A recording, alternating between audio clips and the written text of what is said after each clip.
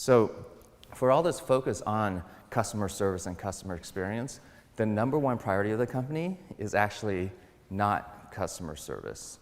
Our number one priority is company culture, and our whole belief is that if we get the culture right, then most of the other stuff like delivering great customer service or building a long-term brand or business will just be a natural byproduct of that. And there's a lot of stuff that we do on the hiring side, the firing side, and the training side. So for example, for everyone that we hire, we actually do 2 sets of interviews.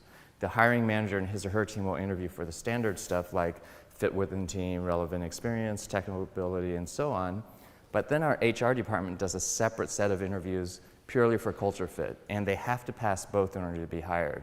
So we've actually passed on a lot of super smart, talented people that we know can make an immediate impact on our top or bottom line, but if they're not good for our culture, we won't hire them for that reason alone. And the reverse is true too. Even if someone's doing their specific job function perfectly well, if they're bad for our culture, we'll fire them for that reason alone. So in terms of how over the years we now think of our brand at Zappos, we have something we refer to as the 3 C's: clothing, customer service, and company culture. And whether it's the happiness that customers feel from getting that perfect outfit or perfect pair of shoes, or the happiness that customers feel from experiencing great customer service, or the happiness that employees feel from being part of a culture where the values of the company match their own personal values, the thing that we realize ties all of these 3 things together is that Zappos is really just about delivering happiness, whether it's to customers or employees or vendor partners, and hence the title of my book that came out a few years ago. So I'm going to give you a super fast Cliff Notes summary of the book, but basically the main takeaways is actually, it talks about these 2 books, Good to Great and Tribal Leadership. And these are actually books that we teach our own employees. We have classes on, and I wish these books actually existed prior to Zappos being founded, because it would have saved us a lot of trial and error throughout the years. And the reason why I think both of these books are really important is because the authors researched and looked at what separated the great companies in terms of long-term financial performance from just the good ones or mediocre ones. And they were actually kind of surprised by their findings. They found that the great companies had 2 important ingredients that the good ones or mediocre ones generally didn't have. And they weren't ingredients that you would typically naturally think of. The first ingredient they found was that the great companies all had strong cultures. And this wasn't, at Zappos, it wasn't a business strategy from the beginning. It was just something that I just didn't want to repeat the same mistake that I had made at my previous company. It was more just about going in an office surrounded by people that we enjoyed being around. But as it turned out, through the research, coincidentally, is actually also a really good long-term business strategy.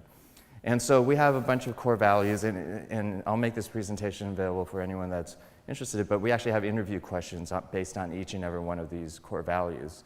The last one, be humble, is actually probably the one that messes us up the most during the interview process, because there's a lot of smart, talented people that are also egotistical, and for us, it's not even a question, we just won't hire them. But it's also the one that's hardest to interview for, because how do you interview? You can't just ask a job candidate, how humble are you? And they say, I'm the most humble person in the whole wide world, come hire me. And so one of the ways we test this is when a lot of our candidates are from out of town, we'll pick them up from the airport in a Zappos shuttle, give them a tour, and then they'll spend the rest of the day interviewing. Well, at the end of the day of interviews, the recruiter will actually circle back with the shuttle driver and ask how she was treated. And if she wasn't treated well, it's not even a question. We just won't hire that person. And so one of the comments we get back after people tour Zappos is, okay, you guys have this crazy culture because there's all these decorations, and sometimes employees will think up a random theme for a parade and just start parading. There was one I remember which was during October. They had an Oktoberfest themed parade and went through the office and started throwing out sausages, and it was weird. And then, but it brings a smile to the employees, and people, he was like, hey, happy for you, Zappos, you've made the Fortune Best Companies to Work For list several years in a row, but the stuff you're talking about would never work at my company. And what I found that was super interesting from the research from those books is that it actually doesn't matter what your values are. What matters is that you have them, and the power actually comes from the alignment of the entire organization when you hire people whose values match those values. So we're not out there saying, oh, other companies should adopt the Zappos values. It's more about figure out what your values are and make sure that you're consistent in aligning the entire organization around them. The second ingredient that they found that all these, and they studied these companies over a long period of time to see what really separated the great ones in terms of long-term financial performance from just the mediocre ones. The second one, actually, I found really counterintuitive. The second ingredient they found was that companies all had a vision that had a higher purpose beyond just money or profits or being number one in the market or being in the competition. And the irony was by having a vision that had a higher purpose that wasn't about profits, over the long term, it actually enabled these companies to generate significantly more profits than their peers. And so sometimes I'll get approached by entrepreneurs who ask me, okay, what's a good business to get into? What's a good market to get into where I can make a lot of money?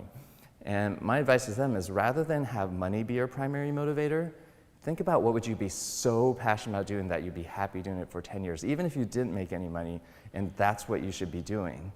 And the funny thing about that is if you're doing what you're truly passionate about, then that will actually greatly increase your chances of making more money because that passion is going to rub off onto your employees and then have this ripple effect onto your customers and your business partners. So I like to say chase the vision, not the money.